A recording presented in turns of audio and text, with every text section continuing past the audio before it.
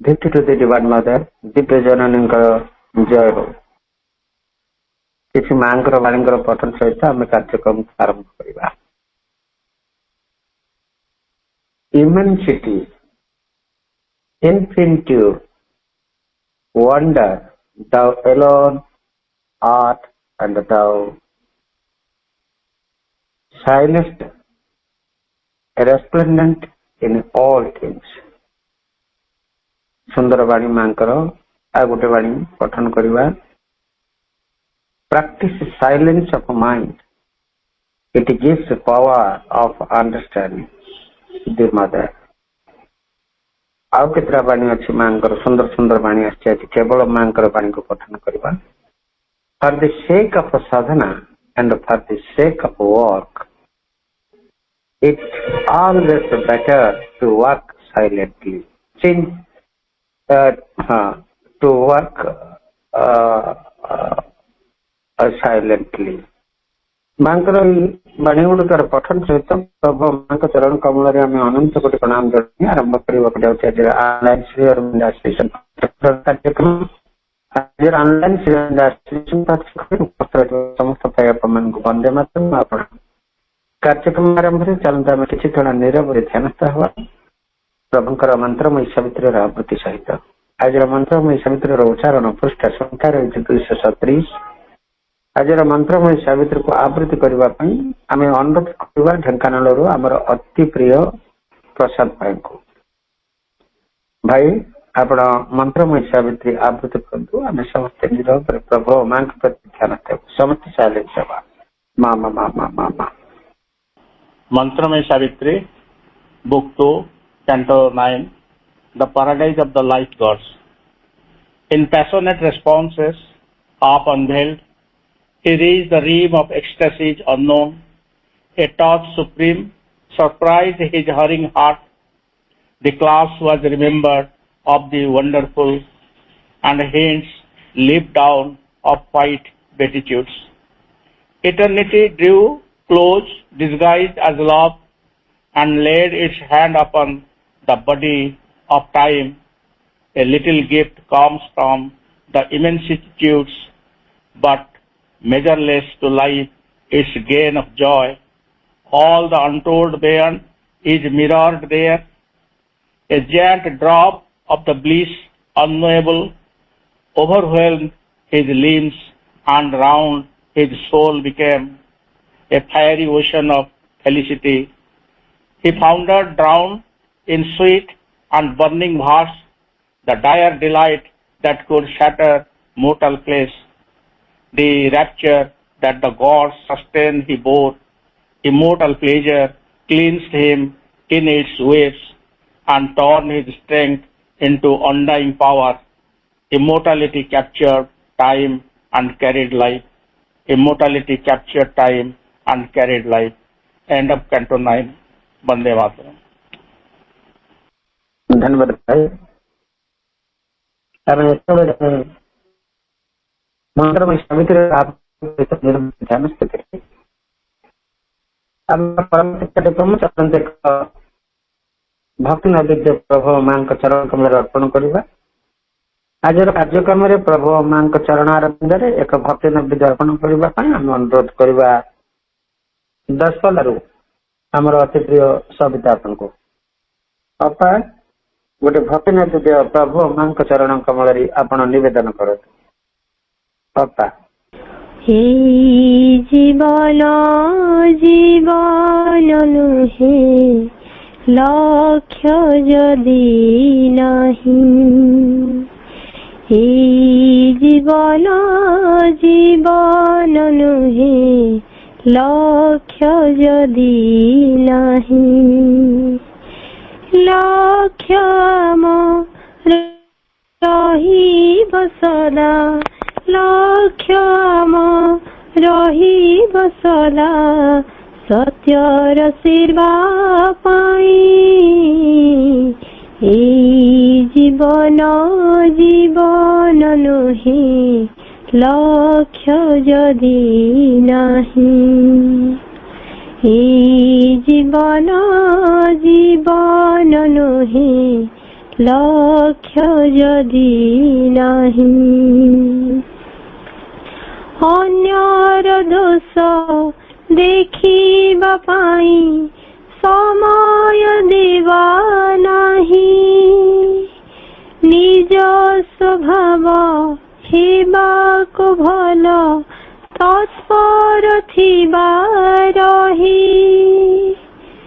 ଅନ୍ୟର ଦୋଷ ଦେଖିବା ପାଇଁ ସମୟ ଦେବା ନାହିଁ ନିଜ ସ୍ୱଭାବ ହେବାକୁ ଭଲ ତତ୍ପର ଥିବା ରହି ପ୍ରାର୍ଥନା ରହିବ ସଦା ଯୋଗ୍ୟ ହେବା ପାଇଁ ପ୍ରାର୍ଥନା ରହିବ ସଦା ଯୋଗ୍ୟ ହେବା ପାଇଁ ଲକ୍ଷ୍ୟ ରହିବ ସଦା ସତ୍ୟର ସେବା ପାଇଁ এই জীবন জীবন নুহে লক্ষ্য যদি নাহি প্রেরণ উৎস হইবা আমি মাঙ্ক কার্য পাই কৃপাময়ী সে কৃপা করিলে সবু সম্ভব হই প্রেরণ উৎস হইবা আমি মাঙ্ক কার্য পাই কৃপাময়ী সে কৃপা করিলে সবু সম্ভব হই জনম যদি তাঙ্করি পাই জীবা তাঙ্কর হই জনম যদি তাঙ্করি পাই জীবা তাঙ্কর হই এই জীবন জীবন নুহে লক্ষ্য যদি নাহি লক্ষ্য রহিব সদা লক্ষ্য রহিব সদা সত্যর সেবা পাই এই জীবন জীবন নুহে লক্ষ্য যদি নাহি এই জীবন জীবন নুহে লক্ষ্য যদি নাহি লক্ষ্য যদি নাহি লক্ষ্য যদি নাহি ଧନ୍ୟବାଦ ବାପା ବହୁତ ଦିନ ପରେ ଏହି ବନ୍ଦନାଟି ଆପଣଙ୍କ କଣ୍ଠରେ ଶୁଣିବାକୁ ମିଳିଲା ଏହି ବନ୍ଦନାଟି ଯେତେବେଳେ ମଧ୍ୟ ପ୍ରଦାନ କରାଯାଏ ହୃଦୟକୁ ବହୁତ ସ୍ପର୍ଶ କରେ ଏବଂ ଆମର ଅସଲ ଯୋଗର କଥା ଏଠି ଲେଖାଯାଇଛି ଏହି ବନ୍ଦନା ମାଧ୍ୟମରେ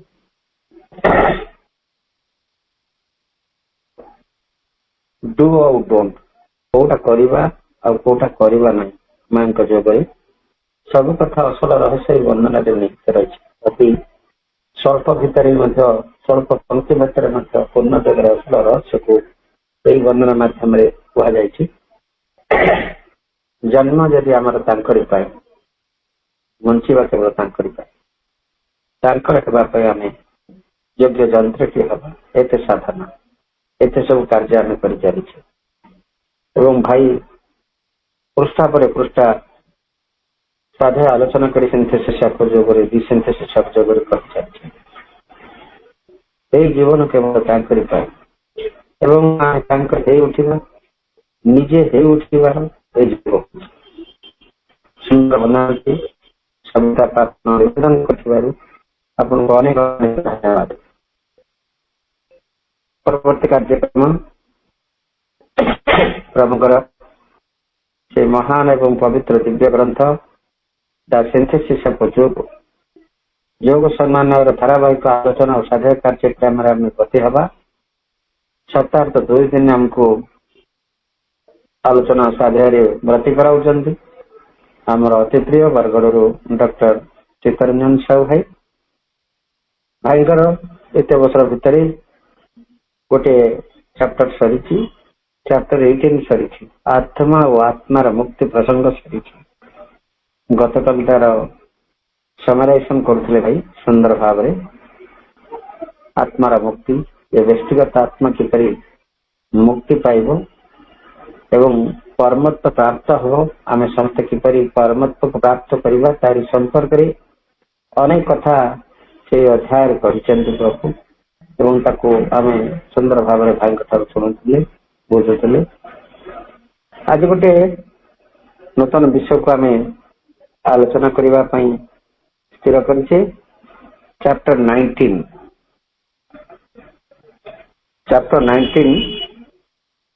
part 2 the synthesis of yoga chapter 19 head of the discussion point अछि हमर आम अस्तित्व स्तर सकल आम अस्तित्व स्तर सकल the place of our existence आम अस्तित्व स्तर सकल चैप्टर 19 पार्ट 2 भाई को अनुरोध करिया यही प्रसंगटी उपक्रमणिका सहित उपक्रमणिका करने सहित एवं तार जदि संभव हुए कई बाट आगे जावा भाई को अनुरोध आलोचना साध्य कार्यक्रम को से आगे डॉक्टर सीतारंजन साहू भाई भाई श्रीमाता शरणं मम श्री अरविंद शरणं मम ऑनलाइन श्री अरविंद एक्सप्रेशन पाठचक्र उपस्थित समस्त मातृप्रेमी अपा भाई को मोर सादर सप्रेम नमस्कार समस्त को पुनर्बार मांकर सानिध्य को स्वागत करुच्ची मां पाखे कृतज्ञ हवा आमको बारंबार प्रभुकर बाणीर मन कर सुयोग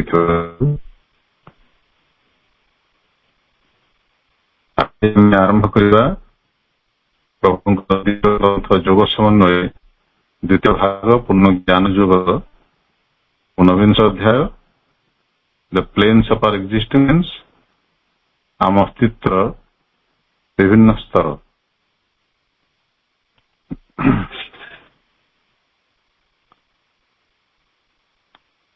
गत अधिवेशन रे आमे सारांश उपस्थापन करथिले पूर्व अध्यायर जोटी प्रभु आत्मार मुक्ति संपर्क रे हमको विस्तृत विवरणी देथिले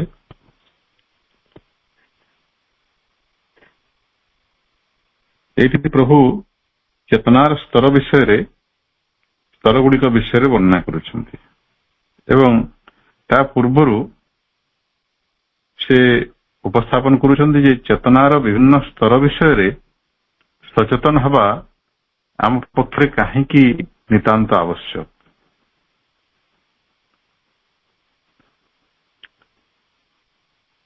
कहते जेहेतु आमर साधारण लक्ष्य होची आमर जो अंतपुरुष व्यक्तिगत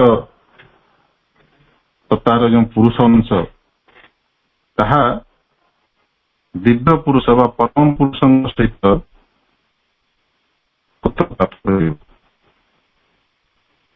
जे कि परम ज्ञाता परम प्रभु जे कि तांकर प्रकृतिर संपूर्ण स्वामी प्रकृति को संपूर्ण भाव निज इच्छा परिचालित करती से दिव्य पुरुष परम पुरुषों सहित जेहेतु एकात्मता प्राप्त करवा होची हमर लक्ष्य ताहा ଚେତନାର ଏହି ସ୍ତରରେ ହେଇପାରିବ ନାହିଁ। କାରଣ ଏଟା ଭଗବାନଙ୍କ ଲୀଳା, ଭଗବାନଙ୍କର ସର୍ତ୍ତ। ଆମେ ତାଙ୍କର ଏଇ ସୃଷ୍ଟିର ନିୟମକୁ ଉଲ୍ଲଂଘନ କରିପାରିବା ନାହିଁ। ଚେତନାର ଯେଉଁ ସ୍ତରରେ ଯେଉଁ ନିୟମ ସେ ବାନ୍ଧି ଦେଇଛନ୍ତି ତାହା ଆମକୁ ମାନିବାକୁ ପଡିବ, ଗ୍ରହଣ କରିବାକୁ ପଡିବ। ଚେତନାର ଏହି ସ୍ତରରେ ଯୋଉଠି ଆମେ ବାସ କରୁଛୁ, ଏଇଟା ହଉଛି ଅର୍ଦ୍ଧ ଜ୍ଞାନ ଅର୍ଦ୍ଧ ଅଜ୍ଞାନର ଗୋଟେ ସ୍ତର। ଏଠି ପୂର୍ଣ୍ଣ ଜ୍ଞାନ ସମ୍ଭବ ନୁହେଁ। ଏଠି ପ୍ରକୃତି ତା ନିୟନ୍ତ୍ରଣ ଜାହିର କରିବ। ପ୍ରକୃତିରେ ଜ୍ଞାନ ଏବଂ ଅଜ୍ଞାନତା ଭିତରେ ପାର୍ଥକ୍ୟ ହେଉଛି ପ୍ରକୃତି କୋଉଠି କେତେ ଶକ୍ତିଶାଳୀ ବା ପ୍ରକୃତିର ଆବରଣ କେଉଁ ଚେତନାରେ କେତେ ଦୃଢ ବା କେତେ ଅନୁପାତରେ ପ୍ରକୃତିର ଆବରଣ ରହିଛି, ସେ ଅନୁସାରେ ସେଇ ଚେତନା ସ୍ତରର ସାମର୍ଥ୍ୟ ବା ଜ୍ଞାନର ପରିମାଣ ନିର୍ଣ୍ଣୟ କରାଯାଏ। ଯୋଉଠି ପ୍ରକୃତି ବ୍ରହ୍ମଙ୍କୁ 50% ବା ଅଧା ଅଧି ଆବୃତ କରିଛି, ସେ ଅବସ୍ଥାକୁ ଆମେ କହିବା ଅର୍ଦ୍ଧ ଅଜ୍ଞାନ ଅର୍ଦ୍ଧ ଜ୍ଞାନ, ମାନେ ଜ୍ଞାନ ଅଜ୍ଞାନ 50-50। ଆମର ଏଇ ମେଣ୍ଟାଲ ପ୍ଲେନରେ, ମାନସିକ ଚେତନାରେ ନିଶ୍ଚିତ ରୂପେ ଅଜ୍ଞାନର ପରିମାଣଟା ଟିକେ ଅଧିକ ମନେ ହୁଏ। 50% ଅଜ୍ଞାନତାର ଭାଗଟା ଅଧିକ, ଅର୍ଥାତ୍ ପ୍ରକୃତିର ଆବରଣ ଏଠି ଅଧିକ। ଚେତନାର ଅଳ୍ପ ଅନୁସାରେ ପ୍ରକୃତି ନିଜର ନିୟନ୍ତ୍ରଣକୁ ଛାଡି ଦେଇଛନ୍ତି ବା ନିଜକୁ ଜାହିର କରିନାହାନ୍ତି, କିନ୍ତୁ ଅଧିକାଂଶ ସେ ଆବୃତ କରି ରଖିଛନ୍ତି। ପ୍ରକୃତିର ଶାସନ ଚାଲିଛି। ଆମ ଚେତନାର ପୁରୁଷ ସିଏ ପ୍ରକୃତିର ଅଧୀନତାକୁ ସ୍ୱୀକାର କରିଛନ୍ତି।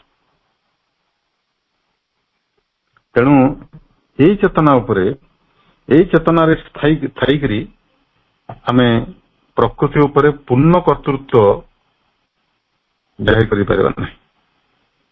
ଏବଂ ପ୍ରକୃତି ଉପରେ ପୂର୍ଣ୍ଣ କର୍ତ୍ତୃତ୍ୱ ନହେଲା ପର୍ଯ୍ୟନ୍ତ ପରମ ପୁରୁଷଙ୍କ ସହିତ ଆମେ ଏକତ୍ୱ ପ୍ରାପ୍ତ କରିପାରିବା ନାହିଁ। କାରଣ ପରମ ପୁରୁଷ ହେଉଛନ୍ତି ପ୍ରକୃତିର ଅଧୀନତାରୁ ସମ୍ପୂର୍ଣ୍ଣ ମୁକ୍ତ।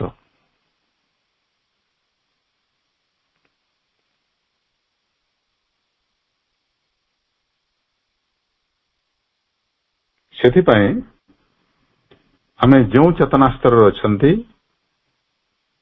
ଆମକୁ ଏଠୁ ବାହାରି ଯାଇକରି ବା ଉତ୍ତୀର୍ଣ୍ଣ ହେଇକରି ଉଚ୍ଚତର ଚେତନା ସ୍ତର ଗୁଡିକୁ ଯିବାକୁ ପଡିବ। ଉଚ୍ଚତର ଚେତନା ସ୍ତର ଗୁଡିକରେ ଆମକୁ ବାସ କରିବାକୁ ପଡିବ। ସେଥିପାଇଁ ଏଟା ଆବଶ୍ୟକ ହେଉଛି ଯେ ଚେତନାର ଆଉ କେଉଁ ସବୁ ସ୍ତର ଅଛି। ଆମର ଚେତନାର ଯେଉଁ ସ୍ତରରେ ଆମେ ବାସ କରୁଛୁ ତାର ଊର୍ଦ୍ଧ୍ୱରେ ଆଉ କେଉଁ ସବୁ ସ୍ତର ଗୁଡିକ ଅଛି ଏବଂ ସେଥିରେ ଆମେ କିଭଳି ସେ ନିୟମ କିଭଳି ସେଠି ଆମର ଜୀବନ ଚଳଣି, ଜୀବନ ଧାରା, ଏସବୁ ଜାଣିଲେ ଆମେ ଯଥାର୍ଥ ଭାବରେ ସେଇ ଉଚ୍ଚତର ଚେତନାରେ ବାସ କରିପାରିବା ଏବଂ ତା ସହିତ ଖାପ ଖୁଆଇକରି ଆମେ ଚଳିପାରିବା।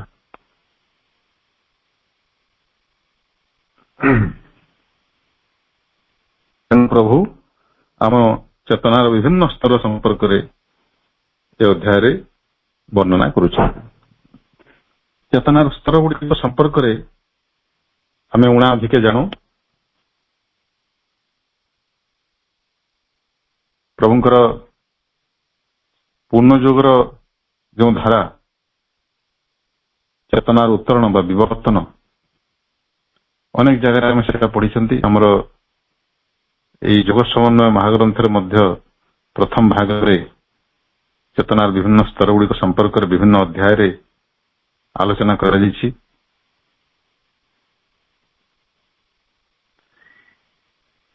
ପ୍ରକୃତରେ ଭଗବାନ ଯେତେବେଳେ ନିଜକୁ ପ୍ରକାଶିତ କଲେ ଏବଂ ସ୍ତର ପରେ ସ୍ତର ଆବୃତ କଲେ, ସେଇଠୁ ସୃଷ୍ଟି ହେଲା ଚେତନାର ସ୍ତର ସକଳ।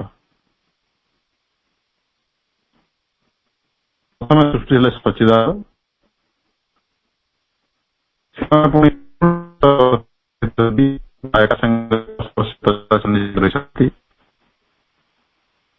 ଆନନ୍ଦମୟ କୋଷ, କୋଷ ଏବଂ ସଚେତନାର କୋଷ, ସଚିତ ଆନନ୍ଦ, ସେମାନେ ପରସ୍ପର ସହିତ ଜଡ଼ିତ। ଏଇଠି ଯୋଗମାୟା ବିଶ୍ୱ ପ୍ରକୃତି ନୁହେଁ, ପରା ପ୍ରକୃତି ଭଗବାନଙ୍କୁ ଅତି କମ ପରିମାଣରେ ଆବୃତ କରିଛି, ଅତି ନଗଣ୍ୟ ସେ ଆବରଣ। କିନ୍ତୁ ଆଉ ଟିକେ ଅଳ୍ପ ଟିକେ ଅତି ସାମାନ୍ୟ ଆବୃତ କଲା ପରେ ସେଠୁ ସୃଷ୍ଟି ହେଇଛି ବିଜ୍ଞାନମୟ ଚେତନା, ଯାହାକି ଶ୍ରୀଅରବିନ୍ଦ ନାମ ଦେଲେ ଅତି ମାନସ। ସେଠି ମଧ୍ୟ ବିଶ୍ୱ ପରା ପ୍ରକୃତିର ଆବରଣଟା ଅତି ପତଳା, ଅତି କ୍ଷୀଣ, ନଗଣ୍ୟ ପ୍ରାୟ।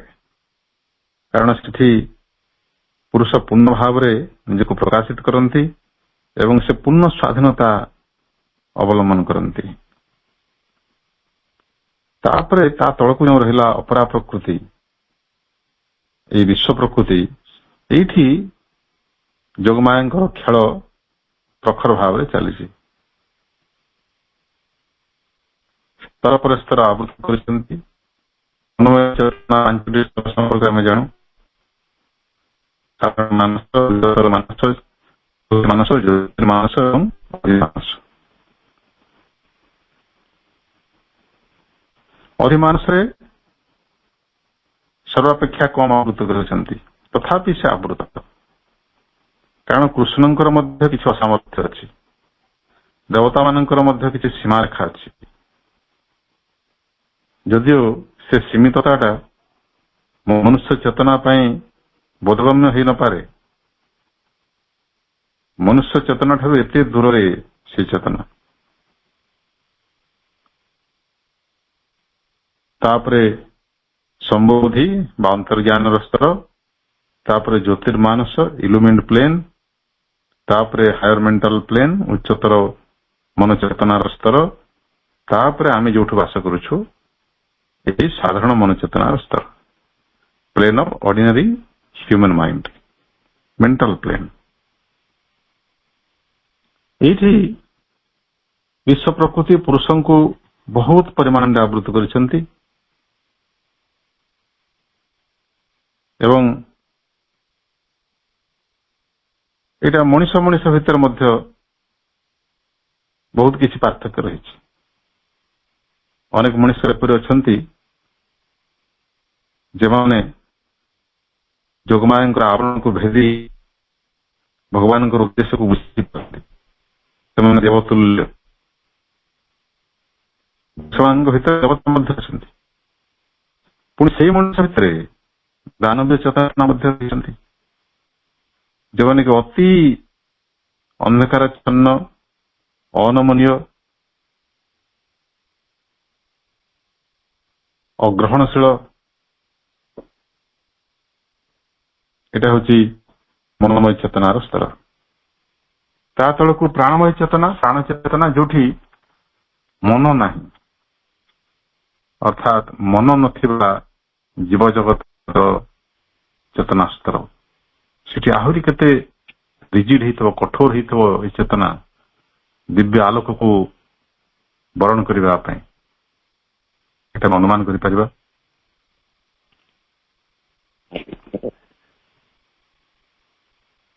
ଯେତେବେଳେ ମଣିଷ ସୃଷ୍ଟି ହେଇନଥିଲା, ମନୋମୟ ଚେତନା ବିହୀନ ବା ମନୋମୟ ଚେତନା ବ୍ୟତିରେକ କେବଳ ଯୋଉମାନେ ତୁଚ୍ଛା ପ୍ରାଣୀ, ଦେହ ପ୍ରାଣ ଧରି ସୃଷ୍ଟ ହେଇଛନ୍ତି ବା ପ୍ରାଣ ପରିଚାଳିତ ଦେହର ଆଧାରରେ ଯୋଉମାନେ ଜନ୍ମଲାଭ କରନ୍ତି, ସେଭଳି ଜୀବମାନଙ୍କୁ ନେଇକରି ଏ ସୃଷ୍ଟି କେତେ ନିୟୁତ ବର୍ଷ କାଳ ଯାତ୍ରା କରିଥିବ।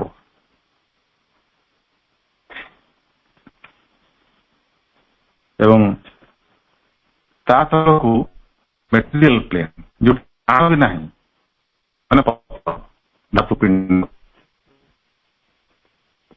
ଅନେକ ସହସ୍ର ବା ଅନେକ କୋଟି ବର୍ଷ ଧରି ପୃଥିବୀ ସେ ଅବସ୍ଥାରେ ମଧ୍ୟ ଥିଲା, କେବଳ ଅନ୍ନମୟ ଚେତନା, ମେଟେରିଆଲ ପ୍ଲେନ୍। ସେଠି ପ୍ରାଣର ସଞ୍ଚାର ହେବା ପାଇଁ କେତେ କୋଟି ବର୍ଷ ଲାଗିଯାଇଥିବ ପୃଥିବୀ। ଏବଂ ତା ତଳକୁ ଆହୁରି ମଧ୍ୟ ଚେତନାର ସ୍ତର ଗୁଡିକ ରହିଛି, ଯାହାକି ଗାଢତମ ଅନ୍ଧକାରର ସ୍ତର। ସେହି ସ୍ତର ଗୁଡିକ ଅତ୍ୟନ୍ତ ଅନ୍ଧକାର, ଗାଢ ଏବଂ ଆମେ କଣ କହିବା ତାକୁ, ଶୁଦ୍ଧ ଶବ୍ଦ ମୁଁ ପାଉନାହିଁ, ମାନେ ଯୋଉଟା ଚିପକୁ ବା ଯୋଉଟା ଲଟକି ଯିବା ଭଳି ଅବସ୍ଥା, ଯେମିତି ଆଲକାତ୍ରା, ତରଳ ଆଲକାତ୍ରା, ଅର୍ଦ୍ଧ ତରଳ ଆଲକାତ୍ରା ବା ପିଛୁ ଯେମିତି ଲଟକି ଯାଏ, ସେଭଳି ପ୍ରଗାଢ ଏବଂ ସେଇ ଆସକ୍ତିପୂର୍ଣ୍ଣ ବା ଯାହା ସହଜରେ ତାର ଆସ୍ଥାନ ଛାଡେ ନାହିଁ, ତାର କବଚ, ତାର କବ୍ଜା ଛାଡେ ନାହିଁ, ସେଭଳି ଚେତନାର କନସେପ୍ଟ। କିନ୍ତୁ ସେଠି ବି ଭଗବାନ ଅଛନ୍ତି, ଦିବ୍ୟ ଚେତନାର ପ୍ରତିଭୁ ସେଠି ମଧ୍ୟ ଅଛନ୍ତି। ସେଠି ମଧ୍ୟ ଆତ୍ମାର ଜ୍ୟୋତିଷ୍ପୁଲିଙ୍ଗ ବିଦ୍ୟମାନ। ସେଥିପାଇଁ ତ ବିବର୍ତ୍ତନ ସମ୍ଭବ ହଉଛି। ତେଣୁ ଆମେ କେଉଁ ସ୍ତରରେ ଅଛନ୍ତି ଏବଂ ଯେଉଁ ଉଚ୍ଚତର ସ୍ତର ଗୁଡିକୁ ଯିବା ଆମର ଭବିତବ୍ୟ, ଆମର ଲକ୍ଷ୍ୟ, ସେ ସ୍ତର ଗୁଡିକ କଣ ଏବଂ କେଉଁ ମାର୍ଗରେ ଆମେ ସେ ସ୍ତର ଗୁଡିକ ଅଭିମୁଖେ ଯାତ୍ରା କରିବା, ଏସବୁ ବିଷୟ ନିଶ୍ଚିତ ରୂପେ ଆମ ସମସ୍ତଙ୍କ ପାଇଁ ଉପାଦେୟ ଏବଂ ଜ୍ଞାତବ୍ୟ। ସେଥିପାଇଁ ପ୍ରଭୁ ଏ ଅଧ୍ୟାୟରେ ଦି ପ୍ଲେନ୍ସ ଅଫ୍ ଆୱାର ଏକ୍ଜିଷ୍ଟେନ୍ସ, ଆମ ଚେତନାର ସ୍ତର ସକଳ ବିଷୟରେ ବର୍ଣ୍ଣନା କରୁଛନ୍ତି।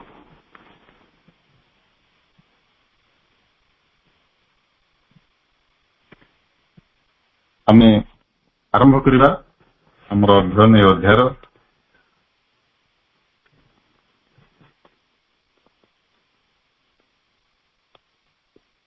ପୃଷ୍ଠା ସଂଖ୍ୟା ରହିଛି ଇଂରାଜୀ ବହିର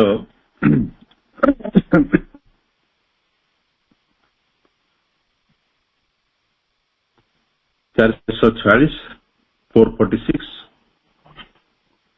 chapter 19, the planes of our existence.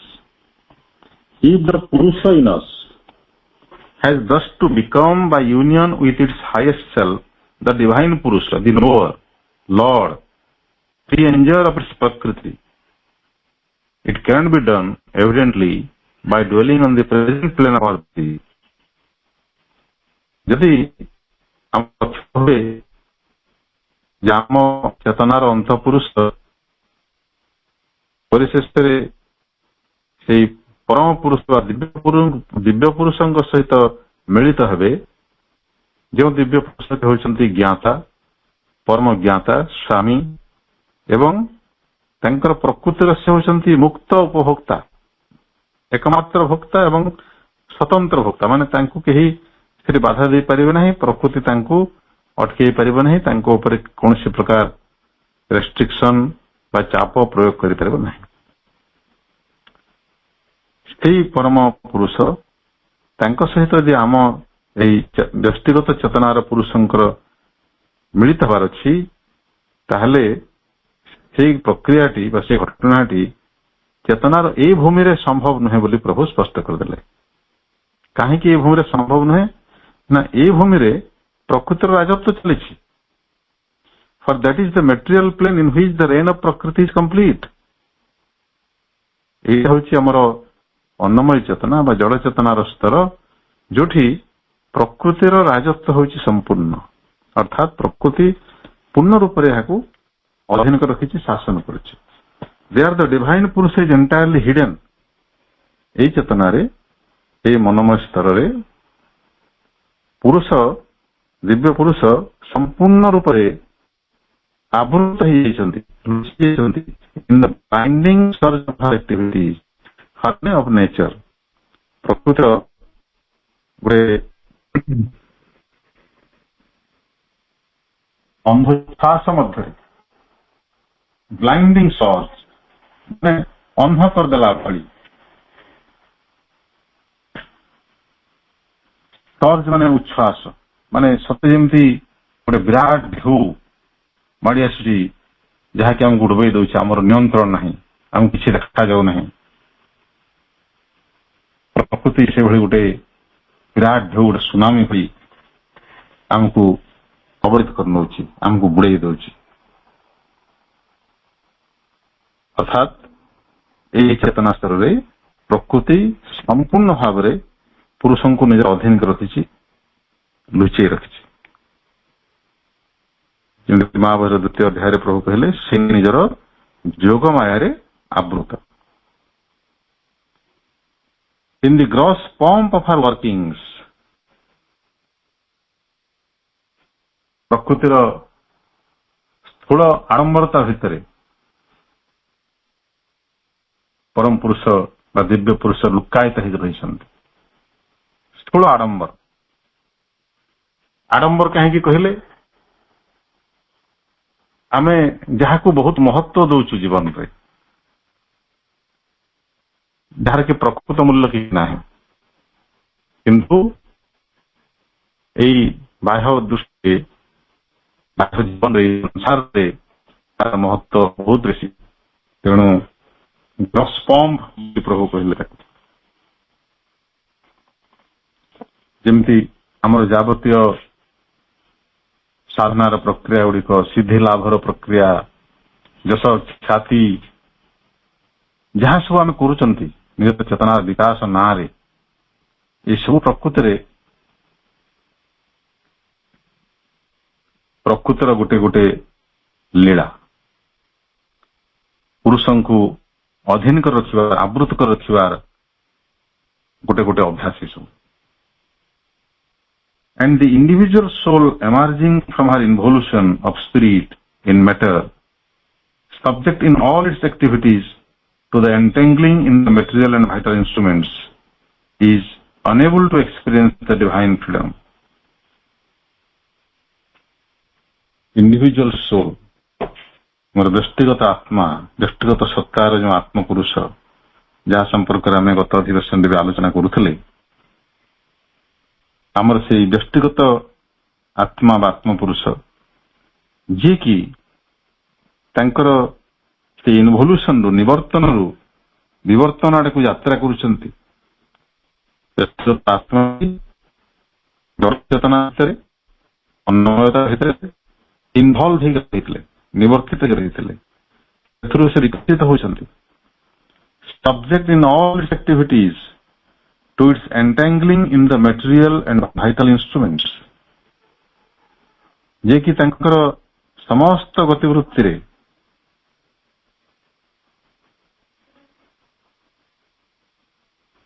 ତାଙ୍କର ସବୁ ପ୍ରକାର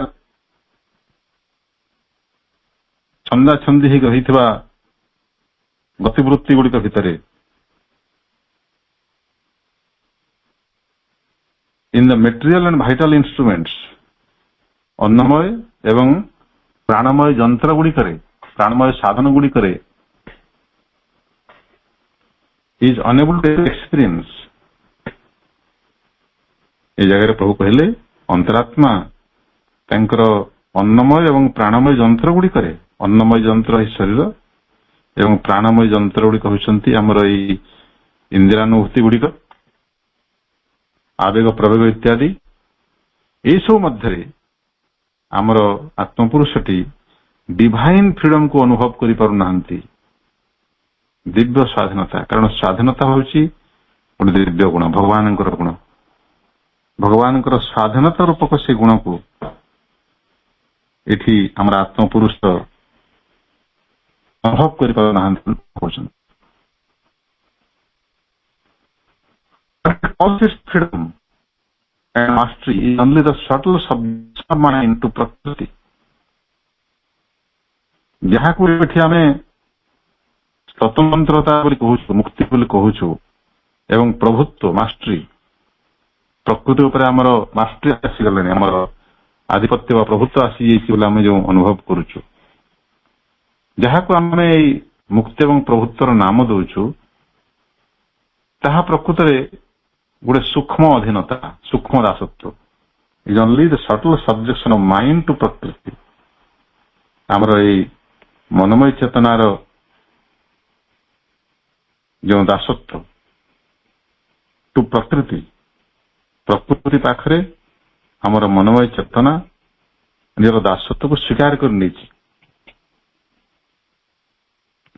which is lighter indeed, ଯାହା ପ୍ରକୃତରେ ହାଲୁକା। ମନମୟ ଚେତନାଟି ଯେଉଁ ପ୍ରକୃତିର ଦାସ ହେଇଛି, ଆମକୁ ଲାଗୁନାହିଁ ଯେ ମନ ଚେତନା ପ୍ରକୃତରେ କାହାର ଅଧୀନ ହେଇକି ରହିଛି ବୋଲି, କାରଣ ମନ ନିତ୍ୟ ମୁକ୍ତ, ଭଲ ମନ୍ଦର କଣ ବିବେଚନା କରିପାରୁଛି ଏବଂ ସେ ଅନ୍ଧ ଭାବରେ କାହାକୁ ଅନୁସରଣ କରୁନାହିଁ। ତାର ହେତୁବୋଧ ଅଛି, ଯୁକ୍ତି ପ୍ରବଣତା ଅଛି, ତାହାର ଆଧାରରେ ନିଜକୁ ଅଧୀନ ବୋଲି ମନେ କରୁନାହିଁ। ସେ ନିଜେ ଜାଣିପାରୁଛି ସେ କିଛି ପରିମାଣରେ ଅଧୀନ। ତେଣୁ ମନ ମୁକ୍ତ, ନିଜକୁ ମୁକ୍ତ ବୋଲି ଅନୁଭବ କଲେ ବି ସେ ପ୍ରକୃତିରେ ସମ୍ପୂର୍ଣ୍ଣ ମୁକ୍ତ ନୁହେଁ। ଆମର ମନଟି ମଧ୍ୟ ଅନେକ କ୍ଷେତ୍ରରେ ନିମ୍ନ ପ୍ରାଣ ଦ୍ୱାରା ପ୍ରଭାବିତ ହେଇଥାଏ।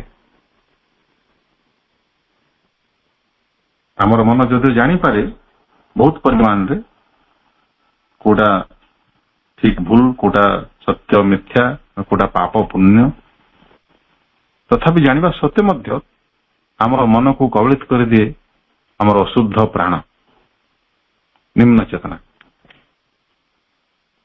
ତେଣୁ ସେ ଅଶୁଦ୍ଧ ପ୍ରାଣ ପ୍ରକୃତରେ ମନକୁ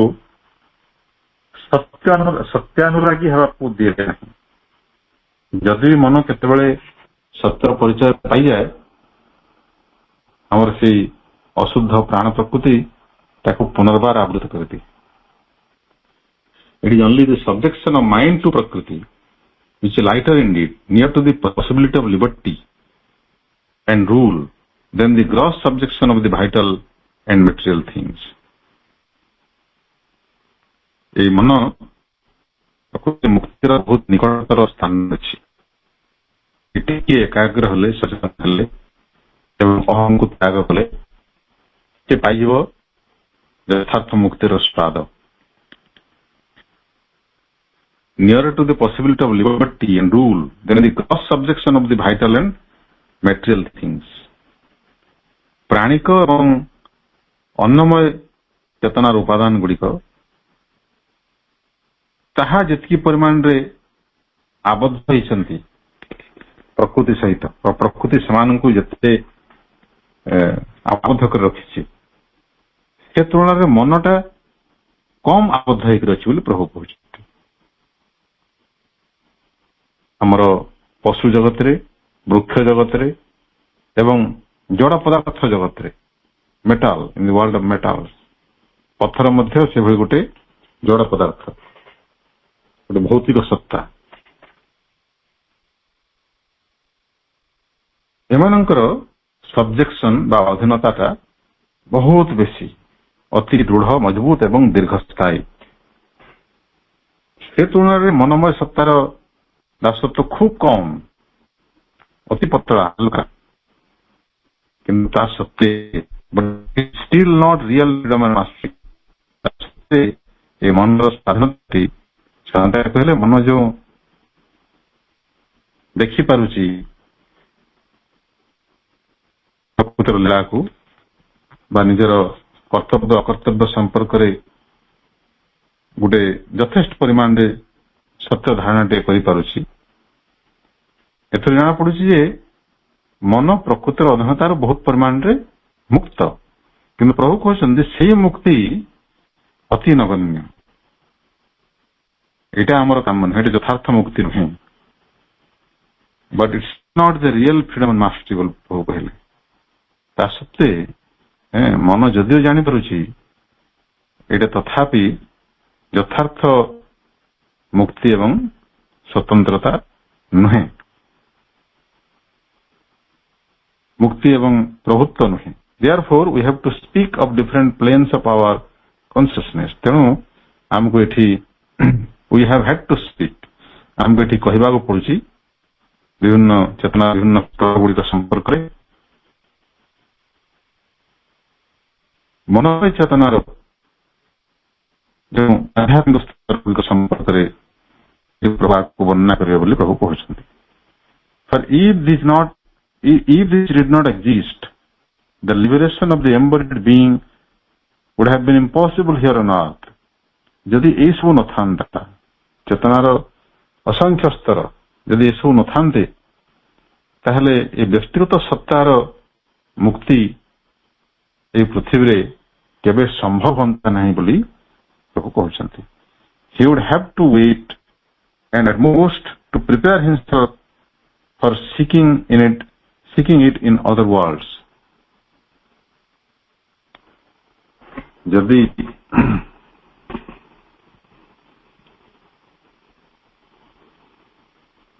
प्रकृति चेतना विभिन्न स्तर न था ताहले ए शरीरधारी चेतनार मुक्तिर संभावना मध्य न था जदि था ताहा अति सुदूर अपराहत होता बहुत दीर्घ समय लगता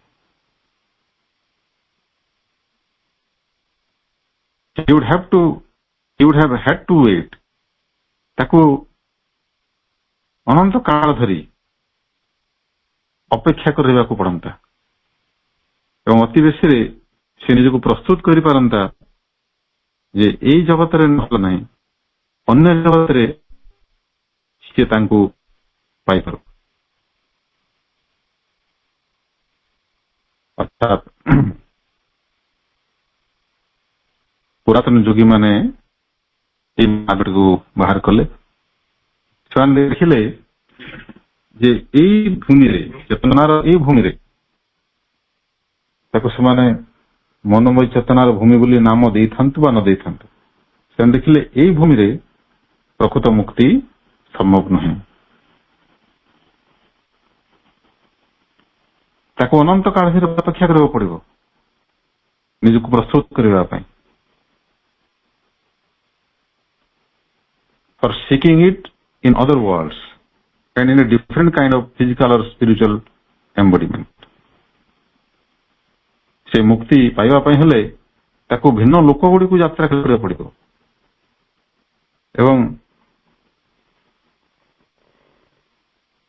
with a different kind of physical or spiritual embodiment से आवश्यक हबो गोटे भिन्न प्रकार शरीर एवं भिन्न प्रकार आत्मचेतना less obstinately still in its shell of material experience. In the ordinary yoga of knowledge, it is only necessary to recognize two planes of our consciousness. ज्ञान योगर जो साधारण पद्धति आमर हिंदू धर्म रे प्रचलित अछि विभिन्न पुरातन योग मार्ग गुड़िक प्रचलित अछि ज्ञान योगर सेटा होची एक साधारण धारा ऑर्डिनरी योग ऑफ नॉलेज से जगह रे हमको दुईटा चेतना स्तर संपर्क रे सज्ञान हवार आवश्यकता अछि बोली प्रभु कहउछन गोटे होची आध्यात्मिक बा चिदगत भूमि स्पिरिचुअल आ गोटे होची जड़भूमि जड़ीभूत मरुभूमि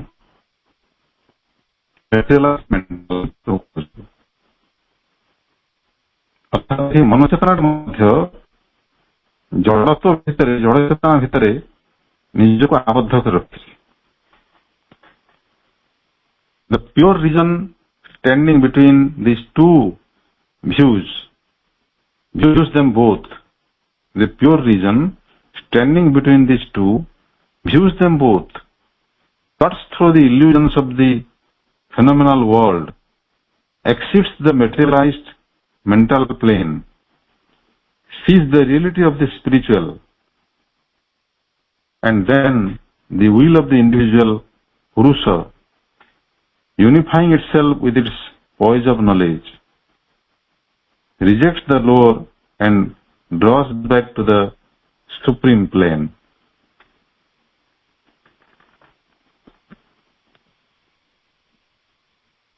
प्रभु कहले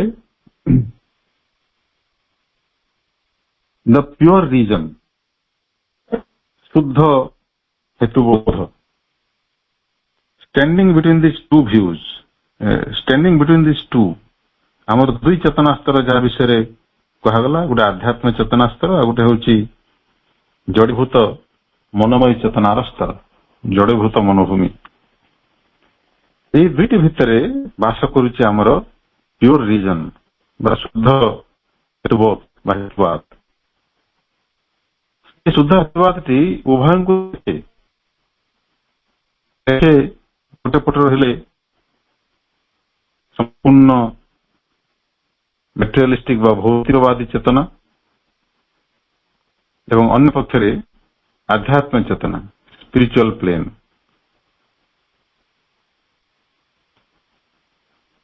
आमर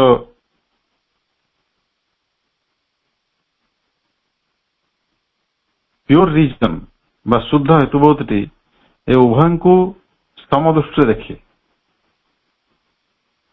कट्स थ्रू द इल्यूजन, यह समस्त प्रकार द्वंद्व विभ्रम को काटी पकाए। आमर ए भौतिक जड़ जगतर जावतीय इल्यूजन्स, जावतीय भ्रम, जमती गोटे बहुत दिन परित्यक्त पुराणा कोठा भीतर को आम जो प्रवेश करूँ, सेठी प्रत्येक पदक्षेप रे अनेक गुड़े बुढ़ियाणी जाल सृष्टि कर देखो। से जाल प्रकृत रे साधना रे गतिरोध प्रतीक। ये जगह गतिरोध कहीं आसुची ना through illusions, illusions of the phenomenal world. किंतु आमर प्योर रीजन जोटा शुद्ध हेतुवाद बा युक्ति बुद्धि, से फेनोमेनल वर्ल्ड बा बड़ जगतर जिते सब विभ्रम को काटी पकाए अपसार कर दिए, exceeds the materialised mental plane. से पुणी ये जो जड़ीभूत मनोभूमि को अतिक्रम कर seize the reality of the spiritual, एवं से आत्मार वास्तवता रे निवास करुछि। आत्मार वास्तवता को से चिन्ह सारी थाए। And then the will of the individual पुरुष unifying itself with this poise of knowledge rejects the lower and draws back to the supreme plane.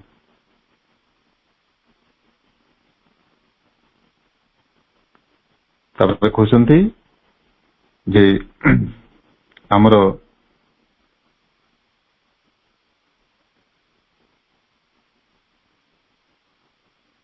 Pure reason शुद्ध हेतुवाद बा युक्ति बुद्धि आमर सब प्रकार दृष्टि विभ्रम काटी पकाए। ये जागतिक विश्वर exceeds the material and materialized and mental plane.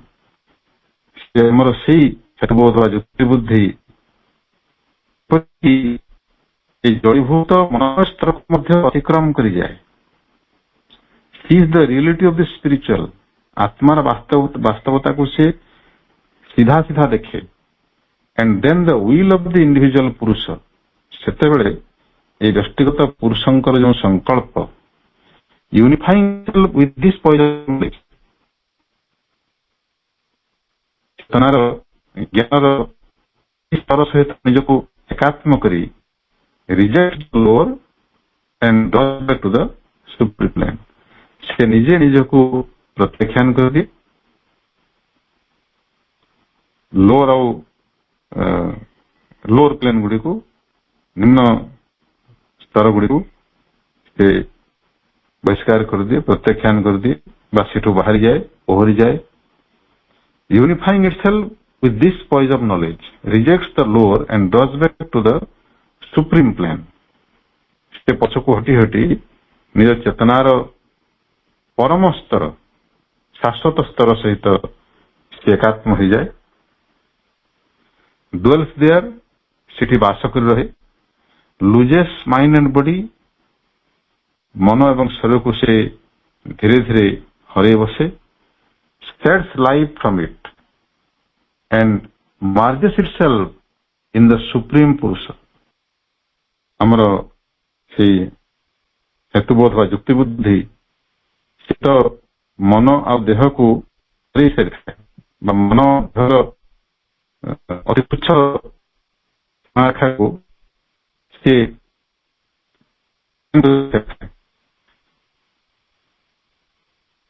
ପରିଶେଷରେ ପ୍ରାଣ ଚେତନାକୁ ମଧ୍ୟ ସମ୍ପୂର୍ଣ୍ଣ ରୂପେ ବିସର୍ଜନ କରିଦେଇ ସେ ପରମ ଚେତନାରେ ପରମ ପୁରୁଷଙ୍କ ସହିତ ମିଳିତ ହେଇଯାଏ ବା ତାଙ୍କ ସହିତ ଏକୀଭୂତ ହେଇଯାଏ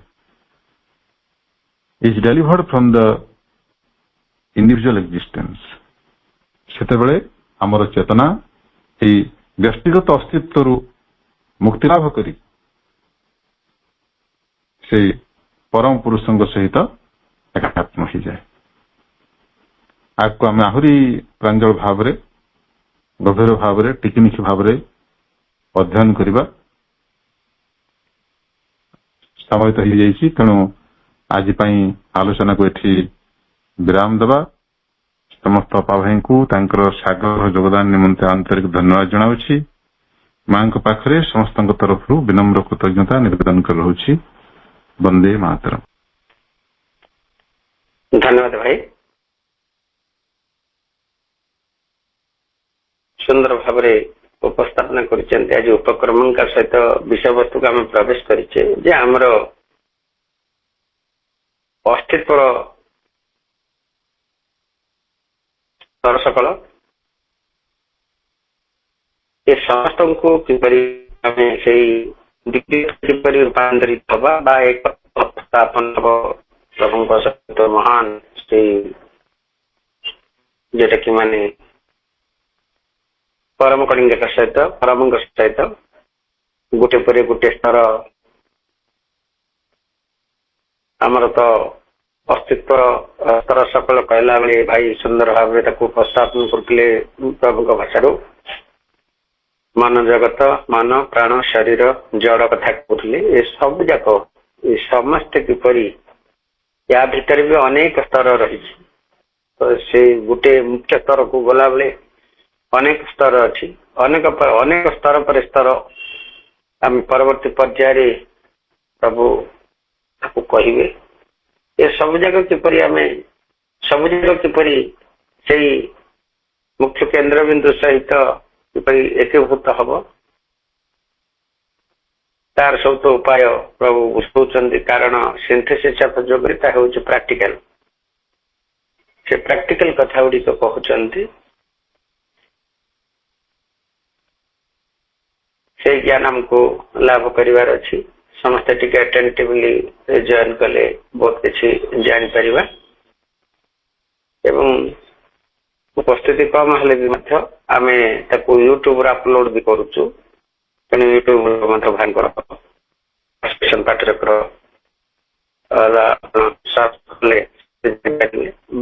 ଅନେକ ଚାପ୍ଟର ଅନେକ ଭାଇ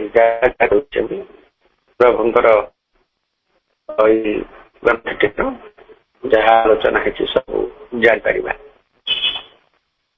କାହିଁକି ବହୁତ ବହୁତ ଧନ୍ୟବାଦ ଏତେ ସୁନ୍ଦର ଭାବରେ ହୃଦୟଗ୍ରାହୀ ଆଲୋଚନା କରୁଛନ୍ତି କାର୍ଯ୍ୟକ୍ରମକୁ ୱାଇଣ୍ଡ ଅପ୍ କରୁଛେ ମାଙ୍କର ନାମ ଜପ ସହିତ ମା ମା ମା ମା ମା ମା ମା ମା ମା ମା ମା ମା ମା ମା ମା ମା ମା ମା ମା ମା ମା ମା ମା ମା ମା ମା ମା ମା ମା। ଆଜିର କାର୍ଯ୍ୟକ୍ରମରେ ଉପସ୍ଥିତ ଥିବା ସମସ୍ତ ଭାଇ ଆପଣମାନଙ୍କୁ ପୁଣି ଥରେ ବନ୍ଦେ ମାତରମ୍ ତଥା ପ୍ରଣାମ ଜଣାଇ ଭାଇଙ୍କୁ ବହୁତ ବହୁତ ଧନ୍ୟବାଦ ଜ୍ଞାପନ କରି ପ୍ରଭୁ ମାଙ୍କ ଚରଣ କମଳରେ ଆମେ ପୁଣି ଅନନ୍ତ କୋଟି ପ୍ରଣାମ ଜଣାଇ କାର୍ଯ୍ୟକ୍ରମ ଏଠି ଆମେ ବିରତି ଘୋଷଣା କଲେ। କାର୍ଯ୍ୟକ୍ରମ ସମସ୍ତଙ୍କର